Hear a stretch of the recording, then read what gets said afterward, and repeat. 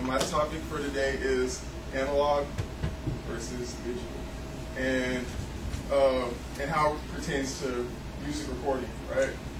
And more than anything, it's like a how do I explain it? It's sound. How many of you like music? Raise your hand if you like music. I hope everyone should raise their hand if you don't. More than anything, it's the way it's recorded. And to me, like analog is more along the lines of something that's real, has its flaws and whatnot, but it's still like it's human. It's done by it's got the intangibles, the things that computers and robots aren't necessarily. I don't know. They lack that.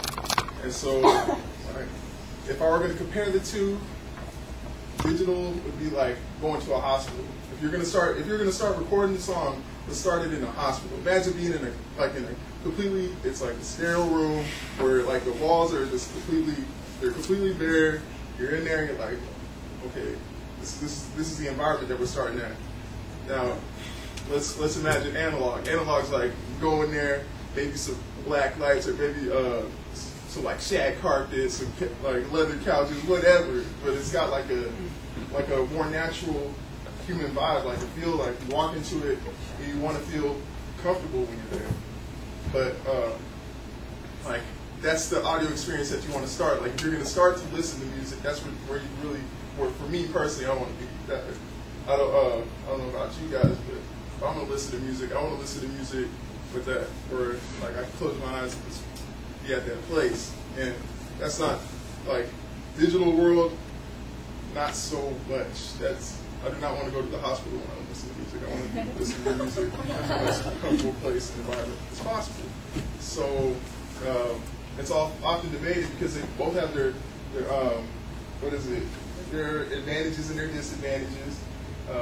Digital's like faster. You can do more editing because it's with the computer, so you can go in there and be like, all right, let me make these quick edits.